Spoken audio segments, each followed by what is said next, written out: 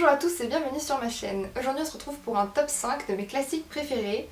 J'avoue que j'aime énormément regarder ce type de vidéo parce que je trouve qu'on découvre toujours des livres auxquels on n'aurait pas forcément prêté attention si on ne nous avait pas présenté dans un top. Donc voilà, c'est parti, commençons tout de suite. Alors en cinquième position, j'ai choisi... Attendez parce que c'est un peu le bazar. J'ai choisi Anna Karénine de Tolstoï. C'est un livre que j'ai mis énormément de temps à lire. Voilà. Il est tellement épais que je crois qu'on pourrait assommer quelqu'un avec très facilement. C'est une arme de destruction massive, il faut faire attention. Non, sans rigoler, vraiment c'était une très bonne histoire, une très belle découverte. Je vais vous résumer vite fait. Anna, qui est une belle femme, une femme brillante, remarquable, aimée par toute la haute société russe, est mariée à un homme politique relativement influent. Et de l'autre côté, on a le comte Vronsky, ou Vronsky, je ne sais pas du tout comment on dit, qui lui travaille pour l'armée. C'est aussi un homme assez charmant, très beau. Et un jour, évidemment, tous les deux se rencontrent et c'est le coup de foudre, voilà. Sauf que, évidemment, dans une société russe de la fin du 19e, il me semble, ça passe assez mal. Voilà, ce genre de comportement est absolument pas toléré. Pour les hommes, ça va, mais pour les femmes, c'est un peu plus compliqué. Et c'est le début de la fin, voilà, c'est une histoire d'amour assez tragique, je vous spoil pas parce que c'est déjà marqué dans le résumé, donc voilà. Voilà, j'ai beaucoup aimé suivre le couple Anna et Vronsky, mais j'avoue que j'ai eu quand même une petite préférence pour les couples qui sont à côté d'eux, c'est-à-dire qu'on suit d'autres personnages que Anna et Vronsky, et j'ai trouvé que c'était vraiment intéressant en fait parce que ça permet d'en apprendre plus en fait sur la société russe, sur les façons dont... sur la façon dont les gens vivaient à l'époque en Russie. Et pas forcément que la haute société russe, on a aussi beaucoup de parties du livre qui traitent des paysans russes, la société paysanne qui évolue beaucoup. Tolstoï a vraiment une plume très agréable, très sympathique à lire. Et voilà, le seul bémol c'est la longueur du roman. Après, c'est une histoire que j'ai énormément appréciée et qui donc trouve sa place dans mes classiques préférés. Je suis désolée pour la luminosité, je sais pas trop ce qui se passe aujourd'hui, le soleil n'est absolument pas comme d'habitude. Voilà, donc ça fait une sorte d'ombre bizarre là, je suis désolée, c'est pas très clair. J'espère que vous m'en voudrez pas trop. Bref, reprenons. En quatrième position, j'ai choisi Jane Eyre de Charlotte Brontë. Je n'ai pas le livre en possession, je vais essayer de mettre le livre ici, comme je vois souvent dans les vidéos, je vais voir si j'y arrive. Donc c'est un livre que j'ai lu il y a vraiment très longtemps. J'étais au collège, je crois que j'étais en 6ème ou 5ème, quelque chose comme ça. Donc ça fait... oui, ça remonte hein. C'est un roman qui m'a vraiment énormément marqué. Je crois que c'était l'un des premiers classiques que je lisais comme ça de mon plein gré. Je crois que je me souviendrai toute ma vie de combien ce livre a pu me captiver et même c'était vraiment une histoire d'amour absolument magnifique et si vous ne l'avez pas encore lu, allez-y tout de suite. C'est l'histoire de Jane qui est une jeune fille pas spécialement très jolie, orpheline, elle est d'ailleurs placée dans un orphelinat jusqu'à ses 18 ans. Puis elle devient institutrice dans une famille et elle tombe éperdument amoureuse du père de son élève. Bon, évidemment, rien ne se passe comme dans un conte de fées, hein, sinon il n'y aurait pas d'histoire. C'est une romance vraiment semée d'embûches, pas du tout bling bling, hein, vraiment pas. Jane est une femme extrêmement mature et modeste et pleine de valeurs et la vie lui met plein d'obstacles sur le chemin. Et c'est vraiment ça que j'ai aimé dans ce roman, c'est le réalisme dont fait preuve Charlotte Brontë.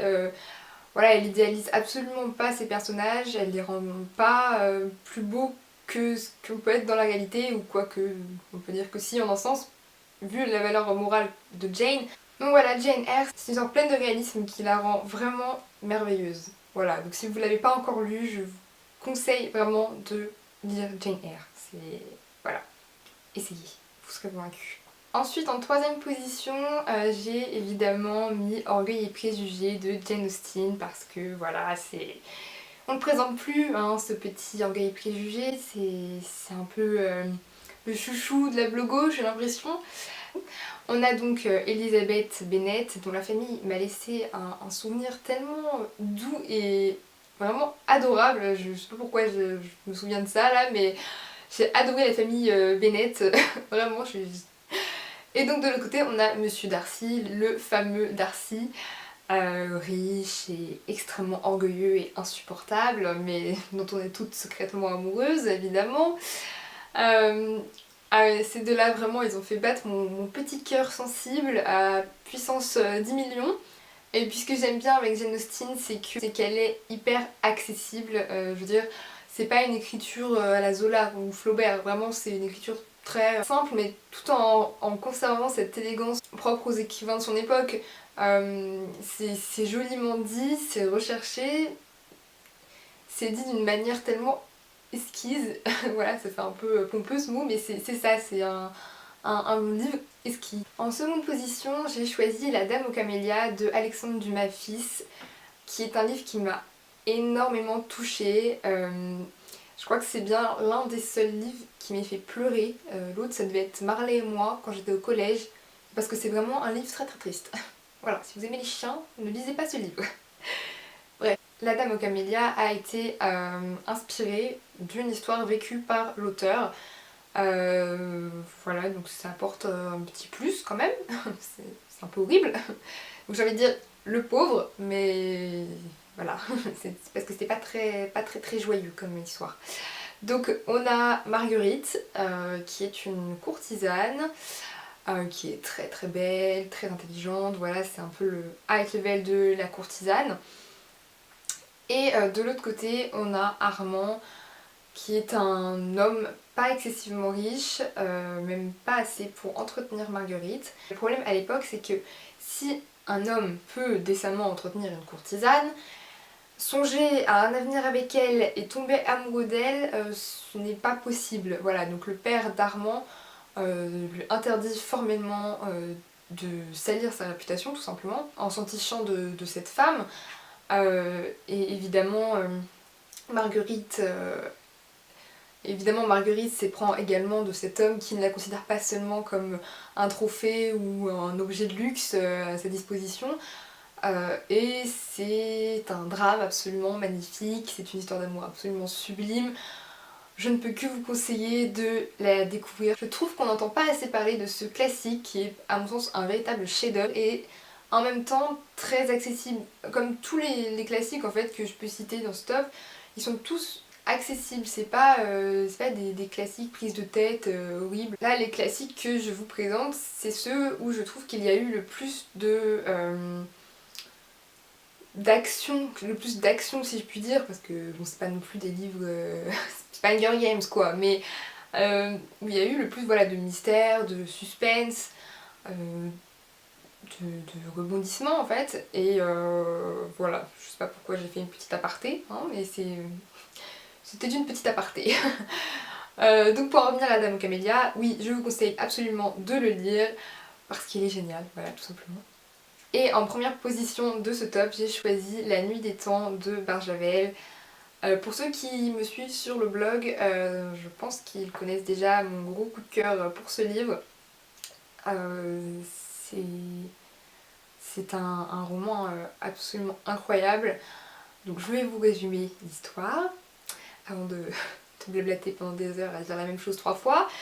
C'est un groupe de chercheurs français qui sont sur l'Antarctique et qui explorent les glaces profondes. Et un jour, ils se rendent compte qu'à 900 mètres de profondeur, il y a un signal qui est émis, mais ils ne savent pas par quoi, ce que ça peut être, comment c'est possible. Et voilà, je vais arrêter là mon résumé parce que sinon ça risque de vous spoiler et j'ai pas du tout envie. Je pense qu'il faut vraiment rentrer dans ce livre sans avoir lu les quatrièmes de couverture si possible. Sinon ça risque de gâcher en fait. Même si c'est très riche, même s'il y a énormément de choses que la quatrième de couverture ne pourra jamais vous dire, voilà, le mieux c'est de rentrer un peu à l'aveugle dans ce roman pour se laisser vraiment surprendre et juste apprécier le suspense mis en place par Barjavel qui est absolument phénoménal et horrible mais en même temps tellement bien. Et rien que de vous parler de ce livre, j'en ai mal au cœur, vraiment Barjavel a su me prendre aux tripes et franchement, à côté de cette histoire, Roméo et Juliette sont vraiment des petits joueurs, hein. Vraiment. Voilà, donc La Nuit des Temps est un roman absolument magnifique, absolument bien écrit, parfait quoi, voilà, il est parfait ce livre. C'est un classique que vous ne pouvez pas ne pas découvrir, surtout quand on sait qu'il mêle tant de genres, si on aime la romance, si on aime la science-fiction, allez-y, hein. Mais même si vous n'aimez pas la science-fiction, vous aimerez ce roman. Voilà, c'est sûr. Si vous faites abstraction des quelques petites pages au début un peu théoriques, techniques, qui expliquent le pourquoi de comment la glace est perforée, machin, après c'est que du bonheur, vraiment que du bonheur. Voilà, donc ce top est terminé. Je me rends compte que je n'ai cité que des romances. Voilà.